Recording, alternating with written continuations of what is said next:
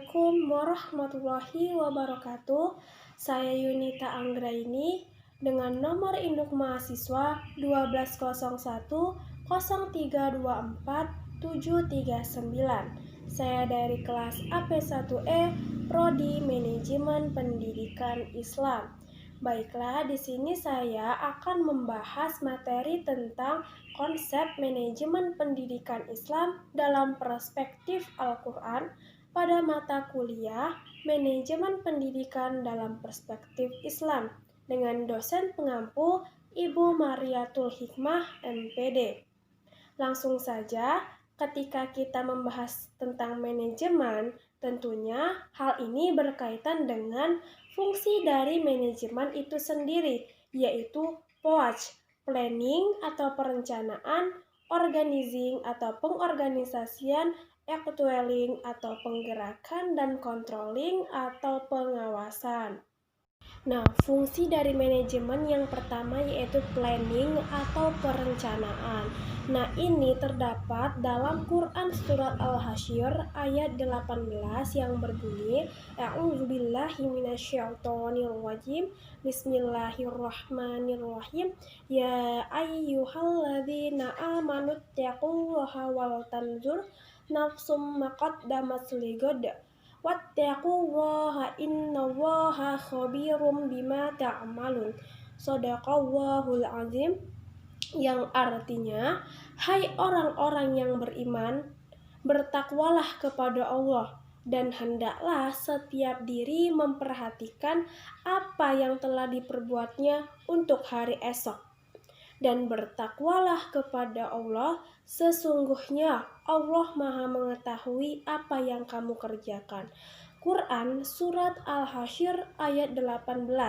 Begitu juga dengan fungsi manajemen yang lainnya, seperti fungsi pengorganisasian, kemudian fungsi penggerakan. Nah, fungsi penggerakan ini terdapat dalam Quran Surat Al-Kahfi ayat 2. Kemudian fungsi pengawasan. Nah, fungsi pengawasan ini terdapat dalam Quran Surat Al-Infitor ayat 10-12 yang berbunyi, A'udzubillahi minasyaitonirrajim. Bismillahirrahmanirrahim.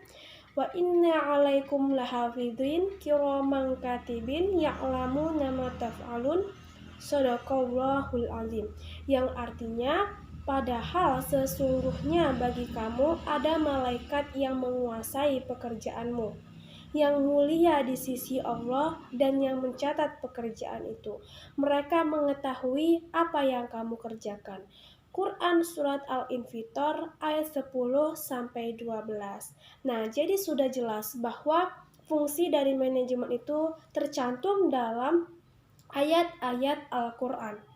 Maka jika manajemen ini dikaitkan dengan pendidikan Islam, maka manajemen pendidikan Islam ini adalah sebagai upaya untuk menggali dan memanfaatkan sumber daya yang dimiliki umat Islam melalui kerjasama yang efektif. Nah, kerjasama yang efektif ini akan terjadi apabila pengaplikasian dari fungsi manajemen itu berjalan dengan baik, kemudian menerapkan prinsip-prinsipnya, menggunakan konsep-konsepnya. Nah, untuk lebih jelasnya akan kita bahas nanti. Nah, kerjasama yang efektif ini adalah agar potensi yang dimiliki itu dapat ditumbuh kembangkan. Untuk apa? Agar suatu lembaga pendidikan Islam ini akan menghasilkan insan yang terdidik, memiliki akhlak mulia, berguna, selamat dunia dan akhirat. Ketika kita melakukan suatu manajemen, memanage suatu lembaga pendidikan, dalam hal ini pendidikan Islam, kita harus memegang prinsip atau dasar. Nah, di antaranya yang pertama yaitu ikhlas. Ketika kita melakukan suatu pekerjaan dengan tulus, ikhlas, semata-mata untuk beribadah dan mengharapkan keridhaan Allah, maka tentunya hal ini akan menciptakan suatu keberkahan. Mengenai ikhlas juga terdapat dalam Quran Surat Al-A'raf ayat 29. Prinsip yang kedua yaitu jujur. ketika semua yang ada di dalam manajemen itu baik pimpinan maupun anggota-anggotanya memiliki sikap yang jujur, tentunya sebesar apapun peluang untuk melakukan tindakan atau perilaku kebohongan itu kemungkinannya kecil untuk terjadi. Mengenai jujur juga terdapat dalam Quran surat Muhammad ayat 21. Yang ketiga yaitu amanah. Nah, di dalam manajemen itu kan ada yang namanya pembagian tugas. Nah, pastinya tugas ini ada orang-orang yang melaksanakan. Maka orang-orang inilah yang harus amanah terhadap tugasnya. Mengapa? Karena ketika amanah sudah dipegang, maka semua program-program yang sudah dibuat dari perencanaan itu dapat tercapai, dapat terwujud lebih mudah, lebih cepat. Yang keempat yaitu adil. Nah, kalau adil ini tentunya diutamakan untuk pemimpin. Mengapa? Karena ketika pimpinannya sudah adil terhadap semua anggota-anggotanya, maka akan mengurangi terjadinya konflik. Sehingga target, sasaran, dan tujuan yang telah ditetapkan itu dapat tercapai. Dapat tercapai sesuai dengan waktu yang telah ditentukan. Kemudian, kalau mengenai adil ini juga tercantum di dalam Quran surat Ar-Rahman ayat 7 sampai 9. Prinsip yang selanjutnya yaitu bertanggung jawab. Bertanggung jawab terhadap apa? Bertanggung jawab terhadap amanah yang sudah diberikan kepada kita. Ketika semuanya sudah bertanggung jawab, tentunya akan menghasilkan suatu manajemen yang positif. Semuanya berjalan dengan lancar. Nah, mengenai suatu tanggung jawab ini juga terdapat di dalam Quran surat Al-Baqarah ayat 286. Nah, jadi itulah prinsip atau dasar yang harus kita pegang ketika kita melakukan manajemen atau kita menjadi seorang manajer, yaitu ikhlas, jujur, amanah, adil, dan bertanggung jawab. Ketika kita sudah memiliki prinsip yang kita pegang, kita juga membutuhkan suatu konsep di dalam memanage. Nah, konsep manajemen pendidikan Islam dalam perspektif Al-Quran yang pertama yaitu fleksibel. Nah, fleksibel di sini dimaksudkan tidak kaku atau lentur. Bagaimana manajemen yang dikatakan fleksibel? Nah, apabila manajemen ini mampu menyesuaikan diri dengan berbagai situasi dan kondisi. Manajemen tidak kaku, berarti manajemen mampu berlangsung dalam keadaan, dalam situasi dan kondisi yang berbeda. Bagaimana untuk mencapai manajemen yang fleksibel? Maka untuk mencapainya ini harus didukung oleh nilai-nilai yang baik seperti dedikasi, keahlian, dan otoritas.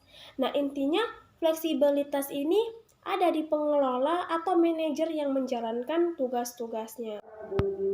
Mengenai fleksibel terdapat dalam Quran surat Al-Hajj ayat 78. Konsep yang kedua yaitu efektif dan efisien. Seperti yang kita ketahui bahwa kata efektif dan efisien ini merupakan kata yang saling bergandengan. Efektif di sini dimaksudkan adalah cara untuk mencapai tujuan dengan pemilihan yang benar dari berbagai alternatif untuk mendapatkan hasil yang maksimal.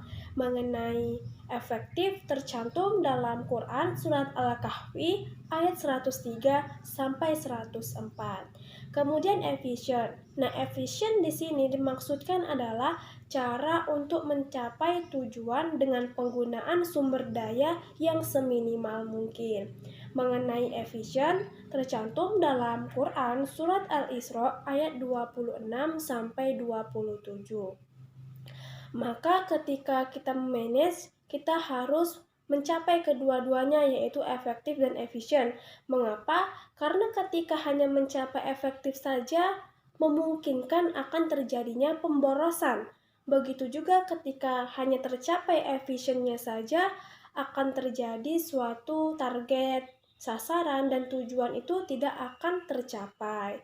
Maka dikatakanlah kalau efektif dan efisien itu bergandengan. Kita mendapatkan hasil yang maksimal, tetapi dengan pengelolaan sumber daya yang minimal. baik itu tenaga maupun uang. Konsep yang ketiga yaitu terbuka. Nah, terbuka di sini tidak hanya dimaksudkan untuk terbuka dalam hal memberi informasi yang benar saja, tetapi terbuka untuk memberi dan menerima saran atau pendapat dari orang lain. Terbuka kesempatan kepada semua pihak, terutama staf untuk mengembangkan diri sesuai dengan kemampuan kita, baik dalam jabatan maupun dalam bidang-bidang yang lain. Di dalam Al-Quran telah memberikan landasan kepada umat muslim untuk berlaku jujur dan adil. Karena jujur dan adil ini merupakan kunci keterbukaan. Jadi apabila unsur jujur dan adil ini tidak terpadu, maka yang namanya keterbukaan itu tidak akan dapat terjadi. Mengenai jujur dan adil yang merupakan kunci keterbukaan ini juga tercantum dalam Quran surat An-Nisa ayat 58. Konsep yang selanjutnya yaitu kooperatif dan partisipatif. Di dalam manajemen pendidikan Islam, dibutuhkan seorang manajer yang kooperatif dan partisipatif. Mengapa? Karena di dalam kehidupan ini tidak lepas dari yang namanya keterbatasan atau limitasi. Maka dibutuhkanlah seorang manajer yang handal untuk mencapai tujuan pendidikan Islam tersebut. Manajer yang mampu membuat perencanaan, pengorganisasian, penggerakan, kemudian melakukan pengawasan atau kontrol. Serta ia juga harus mampu mengetahui apa kekuatan, kelemahan, kemudian kesempatan peluang, hingga ancaman-ancaman yang mungkin terjadi. Nah, disinilah sangat dibutuhkan seorang manajer yang kooperatif, yang partisipatif. Nah, jadi inilah konsep dari manajemen pendidikan Islam dalam perspektif Al-Quran. Semoga apa yang saya sampaikan dapat dipahami dan dapat bermanfaat untuk kita semua. Jangan lupa like, comment, share, and subscribe ya. Saya akhiri. Wassalamualaikum warahmatullahi wabarakatuh.